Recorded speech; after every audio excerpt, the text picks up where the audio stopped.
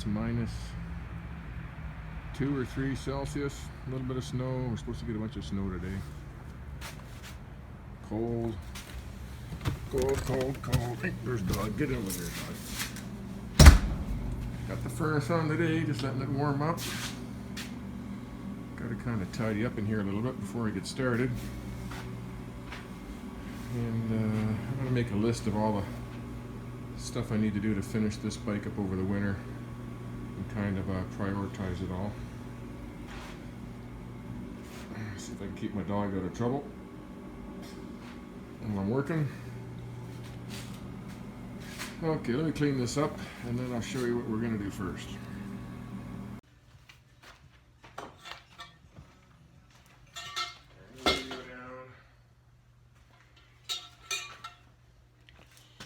Trying to get myself motivated here.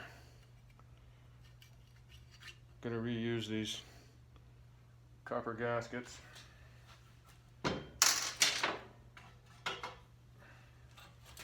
Start with the easy stuff. Sometimes when you just get started and you get things going and you get motivated more. So that's what I'm trying to do. I'll start with the easy stuff. I got lots to do here still. Still got to adjust the valves.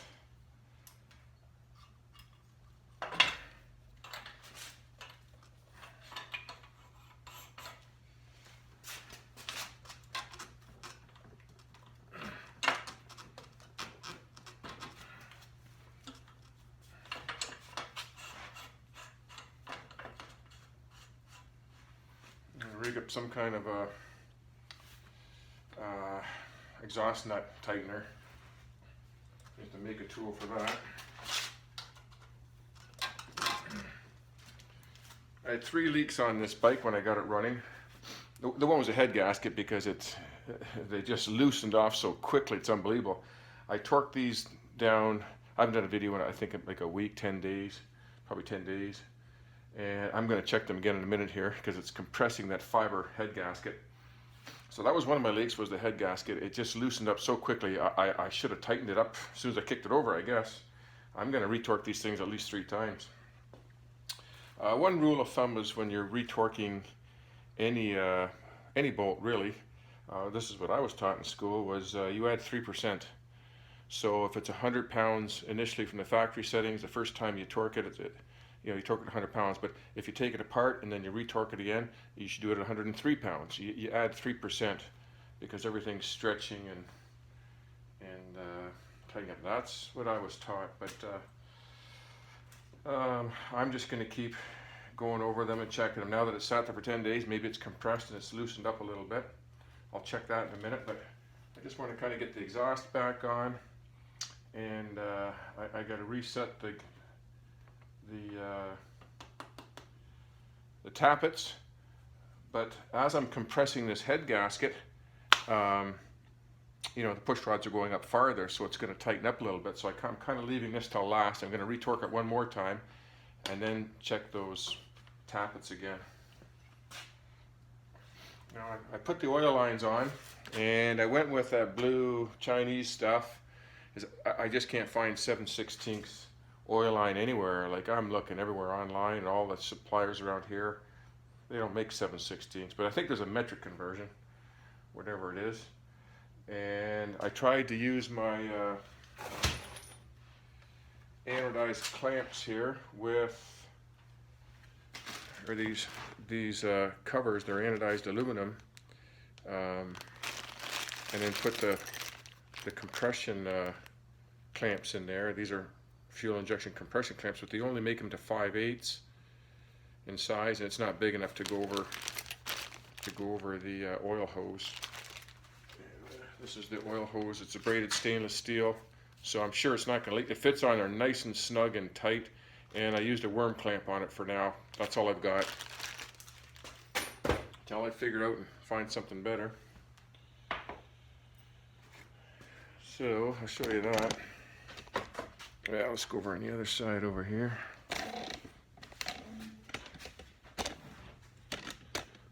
You see that down here, right there, stainless steel blue. It would be nice to have green tracers in it to match the bike in the end, but this is going to work for now. It's not going to leak, and then hopefully I can upgrade the clamps on it someday, or the oil lines when I find something proper. And I want to make a list of all the stuff I got to do to finish this bike up properly. Like I still want to tack a weld on the steering stops. You know, they're worn down in the corner. Should have done that when I did the frame. Dummy me. And I still want to weld a plate on the bottom of the center stand to get that lined up. So there's lots to do. I'm going to make a list, and hopefully over the next couple months I'm going to get everything back together and working right. But I want to get the carbs and everything on and fire this thing up. You know, make sure it's going to start, run good, and then I can start, you know, still got to fix all the brake levers, stuff like that. There's lots of little stuff to do. Okay, I got to find the other exhaust gasket, which I lost. Yeah, the third oil leak I had was under this rocker cover. There was a burr in the head which held the cover up a little bit like that. And it was on the inside. I didn't see it, and so I took this off, sanded that all down. So that was the third oil leak. Head gasket there, and then those oil lines. These plastic oil lines, they're junk. I paid, I think it was 13 bucks for 12 inches of that stuff. Wrong size. Yeah, that's junk. You know, when I put them over the pipe, the oil line pipe, you just pull it off and on, loosey goosey. This is 1/2 inch hole, and those pipes 7/16 fits on there beautifully. That's what it needs, the 7/16 oil line. I think it's that AN10, which is oil line sizing, I guess, but or AN8 maybe. I can't remember when I bought them, but these are junk. And you know, and these things are supposed to stay soft and pliable, and they're not hardened up with the oil. Well, they've only been on there for a couple months, and they're already getting. I had to cut the other one off, you know, this one here. So it was getting so hard, I couldn't get it off. So these are junk. This is junk, and I bought that at a local dealer specifically for that. I don't recommend that at all. And so that's where my oil leaks were. I had the oil leak on the oil line over here. I couldn't clamp it up tight enough because those hoses were too big. Oil leak here, and then the head gasket. So I've got all the oil leaks fixed. Next thing we got to do, I'm gonna make gaskets for all these. I'll show you how I do it. There's 2 or 3 different ways to do this. The gaskets for these things are. Oh, that's what I want to check. I just want to check. I got the torque wrench on here. Let me just see if these things have loosened up at all. Just sitting there for a week or 10 days. Let me just check this here. What do I got this set for? Okay, 20 pounds is for the smaller ones up in here. What are they? 5/16 or something like that. And these are 3/8. The 3/8 ones were 30 pounds. I'm pretty sure. There's my manual. Let's check quickly. Should have had this ready. Oh. When I'm done, this book will be going in the garbage. Head gasket torques. Pretty sure I had it on here somewhere. Torque specs. Yeah, right here. Cylinder head nuts 3/8 is 30 foot-pounds, and the 5/16 ones, which are the front ones, are 20. So I want to check those, the 3/8 ones. There's 1, 2, 3, 4, 5, and 6 at the back there. Yeah.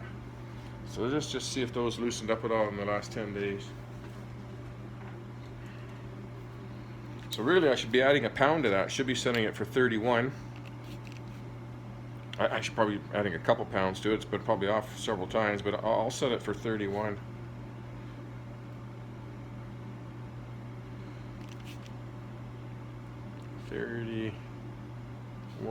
Lock that in.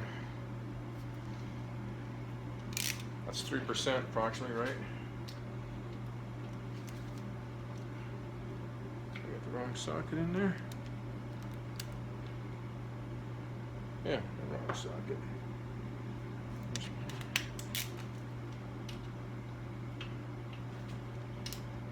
Oh, no, we do the right side.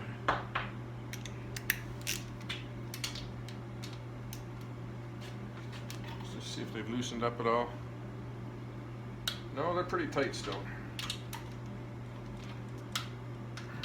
No, they're good.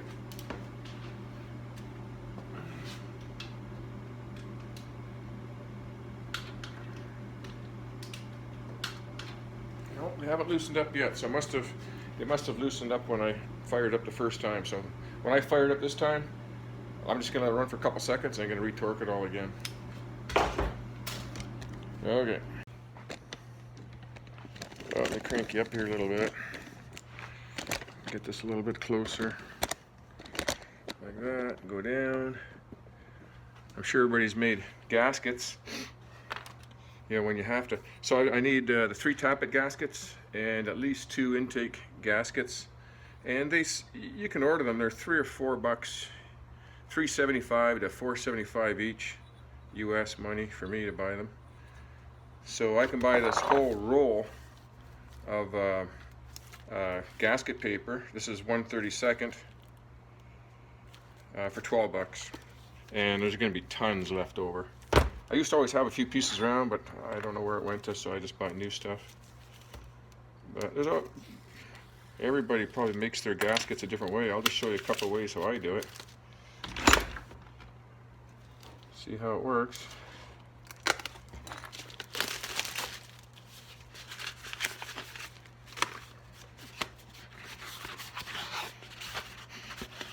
Smells like cat litter. Holy crap, that smells. Okay, let's go like this here. Where's my hockey puck? There. And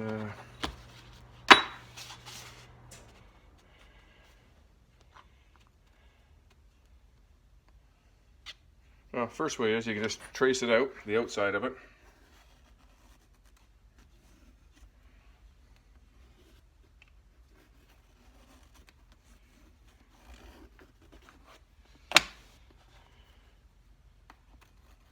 Mark where the holes go.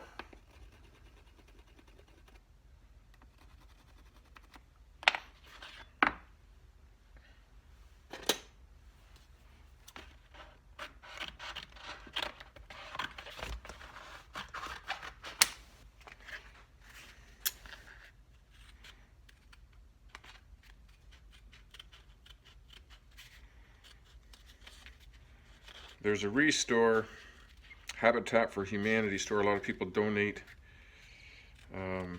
building supplies and windows and doors and tools and furniture, all kinds of stuff here. And it's not too far down the road from me here, so I always stop in there and just see what they got. And I found some pretty good tools over there in the years. Last month I found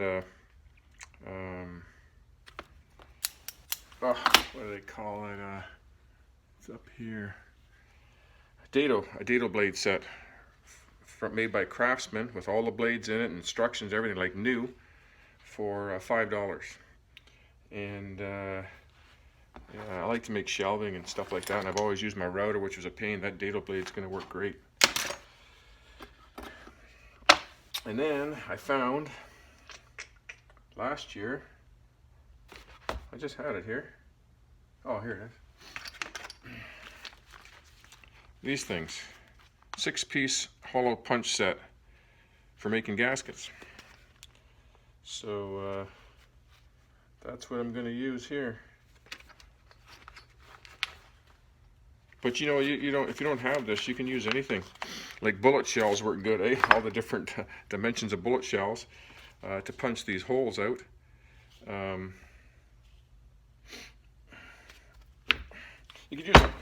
You can use a hard piece of wood, and you probably should, because you're going to dull this, but it cuts better when you do it on metal.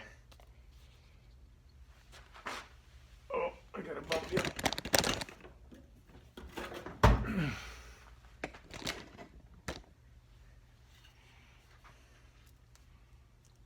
I'm just going to set it over that. And you can sharpen it up with a rat tail file on the inside there.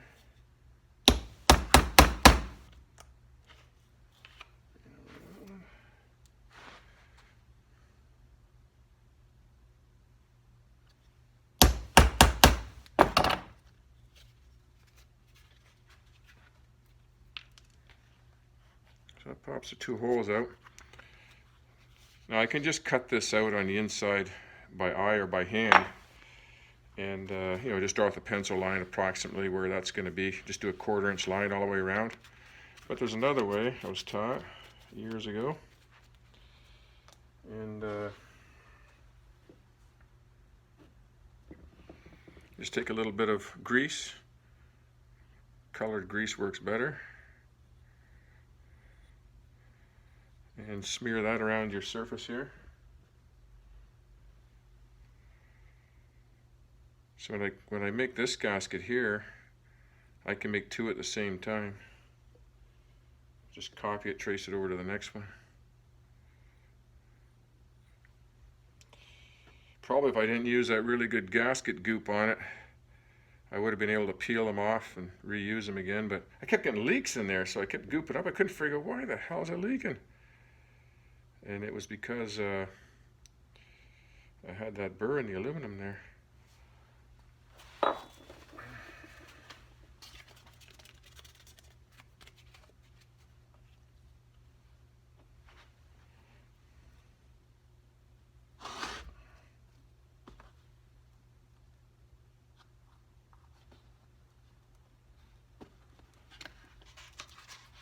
Oh fuck, I squished it right over. Oh, dummy. Pushed too hard. It slid right over.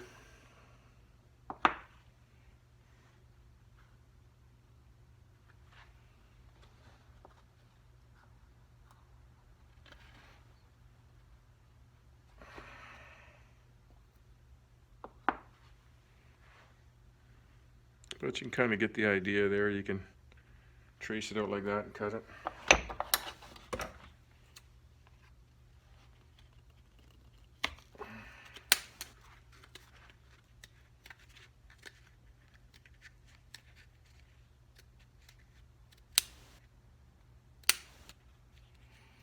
These scissors aren't the best. Let's see if these ones work any better.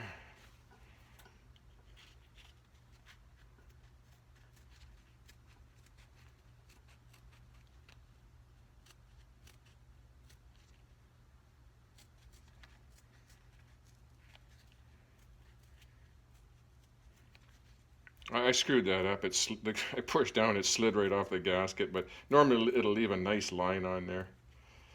You've probably already done that before anyways.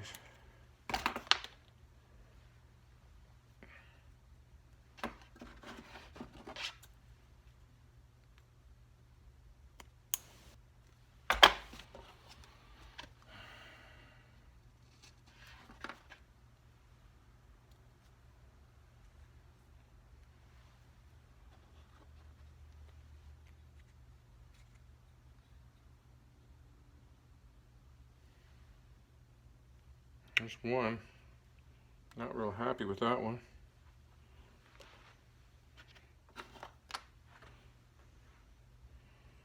Let me try this again.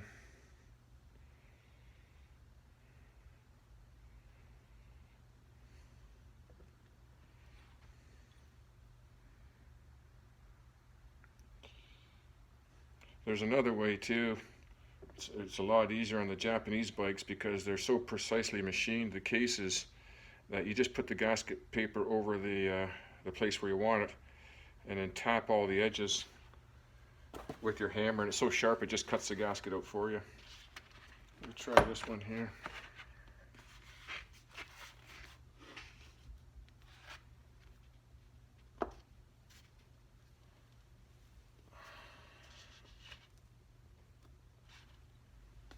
That's a little better.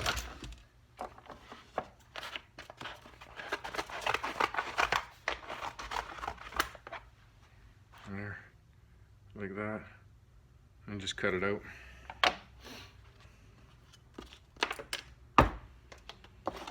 punch the holes first.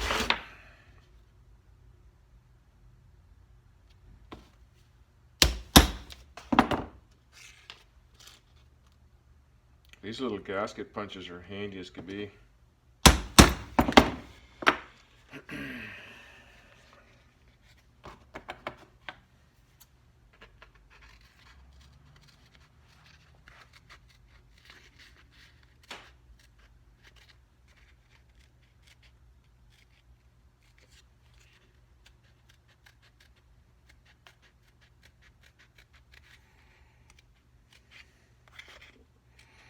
Yeah, I want to fire this bike up one more time and make sure it's running clean and crisp and everything before I strip that fuel tank down, sandblast it, and we're going to take it to Peter's and he's going to show us how he's going to get the dents out of there. I just saw him fix a little, a brand new Toyota hybrid car the other day there, where it had the back hatch was smashed right in and creased and everything, had 2 big creases in it, and he took the door apart. It's for an older lady there that didn't want to go through her insurance and everything because she's over 80, so insurance will go way up. And he'd hand-ollied that whole thing out and just a light skimming of body filler on hardly anything at all, and it was beautiful, done perfectly. So I know the tank's going to be a little tricky because you can't get a dolly on the inside very well. So we're going to see how he's going to do that. Because we still need to get that tank painted. And I'm going to try to buy another tank. So I'm going to have a green set and a black set. Because the black looks really nice, but I'd really like a green bike. Stands out, different than all the other ones.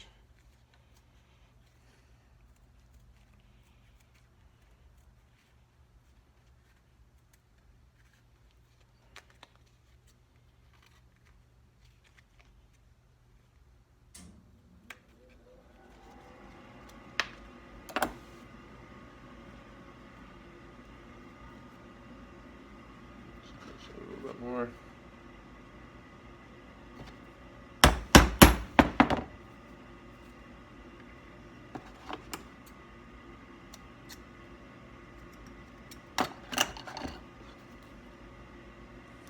Jeez, this gasket paper stinks.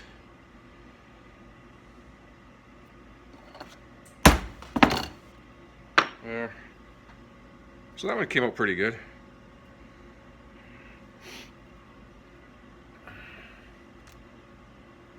Okay, that's that for now.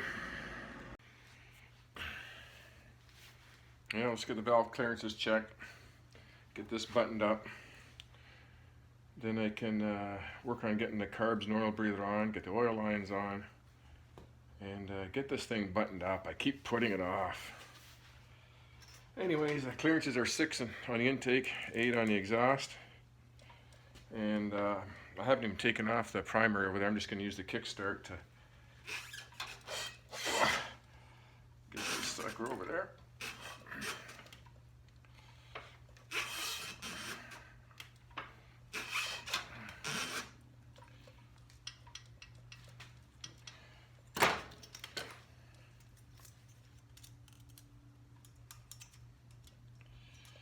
I know I've got the push rods in different spots than when I took it apart.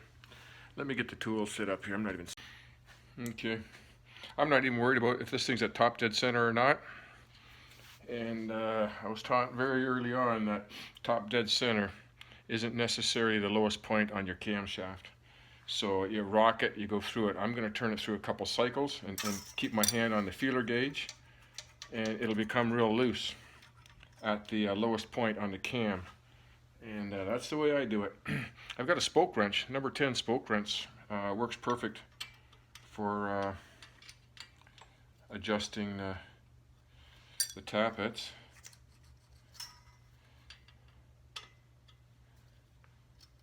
So that's getting snug right there. Let's give this a little bit more. You know, and then when you turn the nut, it often tightens it up a little bit more. So you gotta always take that into consideration. So I'm just gonna snug it right now. I'm gonna tighten it a little bit more. Oh, this in here.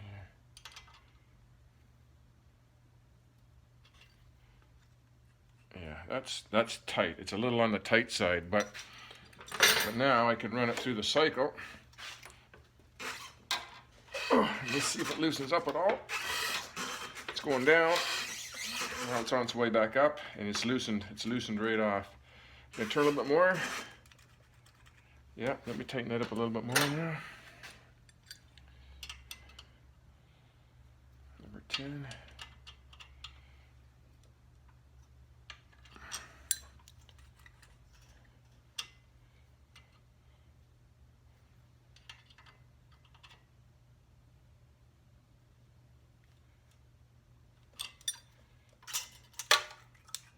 That's just perfect right there, right now. Let me run it through the cycle one more time. I'm just kind of giving it, it's tight now, it's going down. Oh, lots of compression. Okay, it's coming back up.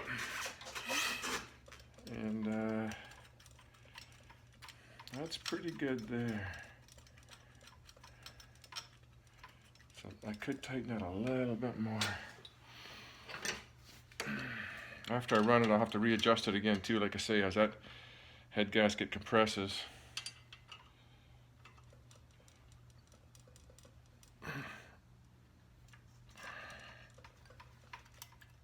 Yeah, it's a little too tight there now.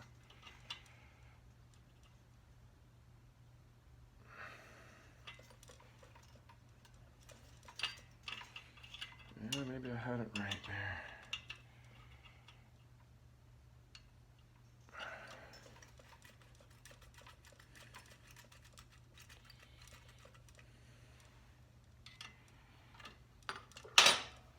Tighten it up.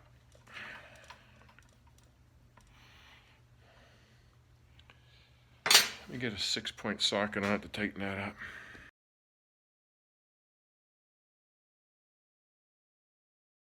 Okay, you run it through one more time. Oh, come on. It's coming back up.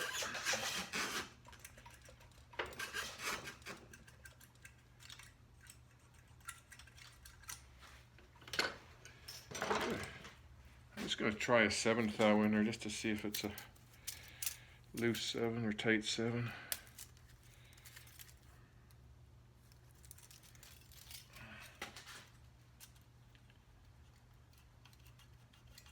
Yeah, that's 7th thou. I'm going to tighten it a little bit more.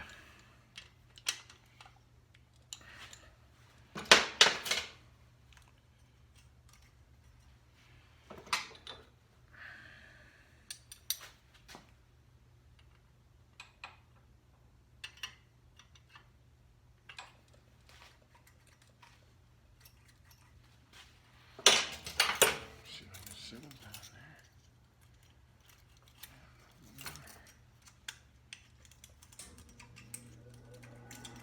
Anyways, lots of finagling. You got the idea. Okay, got the valves all set. Double check, triple check. And once I set them and I tightened up the nut, they didn't really tighten up on themselves. Sometimes they do. This one did. This one did here when I set it for 8 thou, then I tightened up the nut. It tightened down to like a real tight 8 or 7 thou. So I had to turn it back a little bit, then tighten it up, and now I got the right setting on that one. So those are ready to be buttoned up. I'll put the covers on and gaskets on, and that should be ready to go. Just been dreading doing all this stuff. I've just been putting it off and putting it off. There's the back gasket. I just made that one. I'm just going to smear a little bit of grease around it. The grease swells it up a little bit, makes it get a little bit thicker.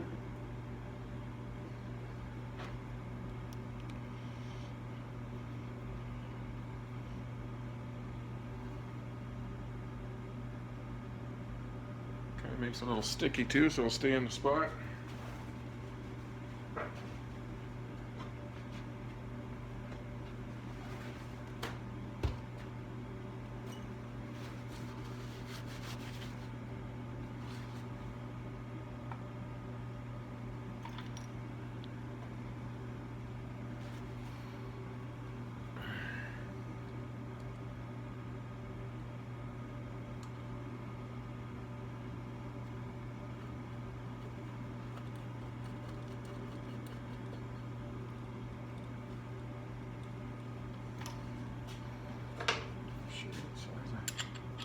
Wrench that one was.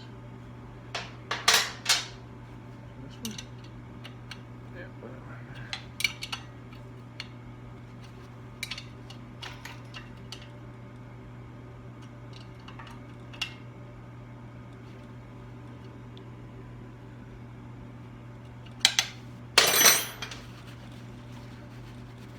Probably gonna have to re-clean all the chrome. Dirty.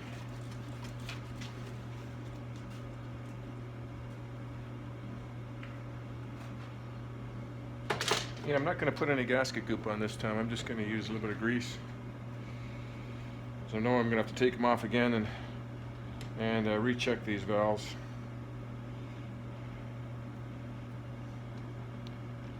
I'm surprised they all tightened up quite a bit. One was really loose and the others tightened up, so. There's that.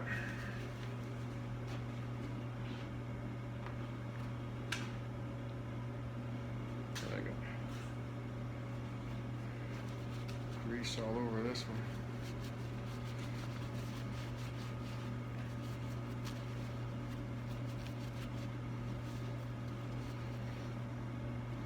One thing I'd suggest to anybody doing a complete rebuild on one of these is change the oil plug. I didn't do it. I wish I had done it. And somehow I'm going to have to try to do it. The great big drain plug, I don't know how many millimeters, is 34 or 37 millimeter wrench or socket, and the frame's kind of in the way. And I don't know if I can get it off. I might have to take it off with a chisel.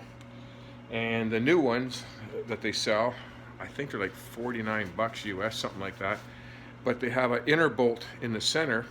So if you ever get wet sumping, you can just undo the inner bolt and drain the oil out of the crankcases. Where that great big stock nut or bolt in there, you can't get that off. That's just too much of a pain getting that off. So I'm going to order one. I'm going to switch it on this bike. But there's just a heads up for anybody doing that. I'd be switching that oil plug. I already tried to get mine off, and I'm gonna have to beat it off, I think. A hammer and punch or something.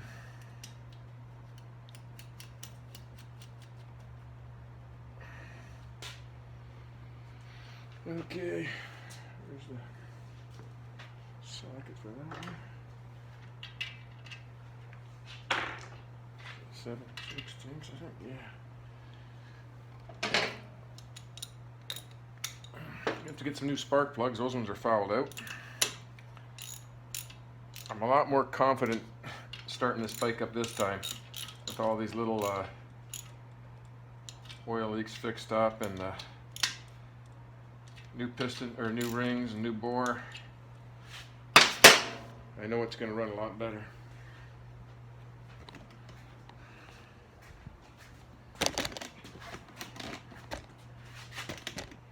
Yeah, I think if you're planning on reboring, well, I had to buy new cylinders too, so that was a few $100.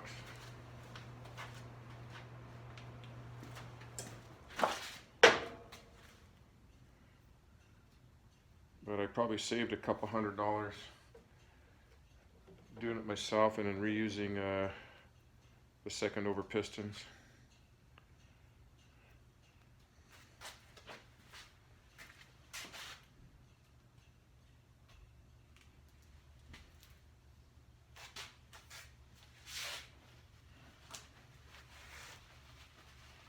Still looking for my bobber project.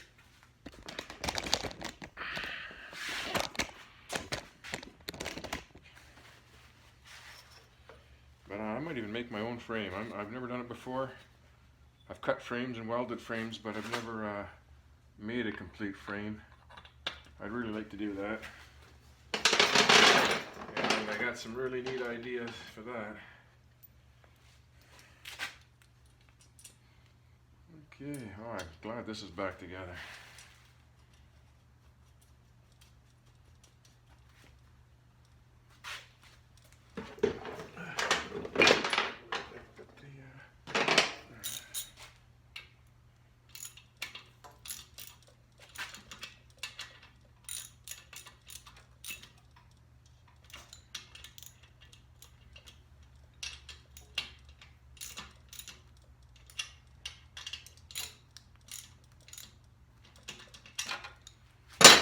Okay, a couple carb gaskets and put the carbs on. I'm going to put the air breather on first. I'm going to wrap this video up for tonight and have to do one more before I fire this thing up. But I got the air breather on, and before I put these carbs on, I'm going to put the slides in first off to the side and make sure they're balanced properly, because once this thing started running rough there, I started screwing around with all the screws and got them all out of adjustment there. Just got this on loose for now, starting to put it back together. I'll get the coils back on in the next video, and the electronic ignition, and then I'll button up some of the wires more permanently. I just kind of put everything on there just temporary, just to fire that bike up. So I'll start running it a little bit more permanently.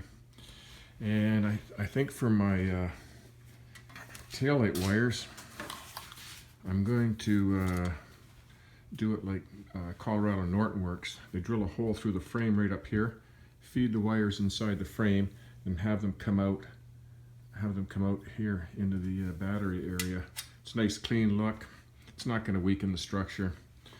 One little hole in here. And my tail lights are all LEDs, so they don't draw hardly any amps at all.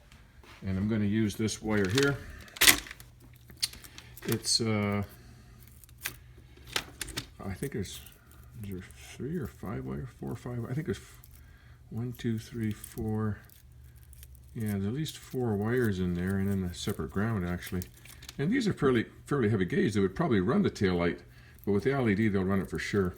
So I'm going to run this wire through the frame up to here, and then I might run another one up to the headlight up here to run the gauges and all the stuff that's doesn't draw that many amps. And in the headlight I'll run a proper heavier wire in there for that. Okay, that's going to be it for tonight. I'll put this video on for you, and then hopefully the next video I'll have this thing fired up again. Good night.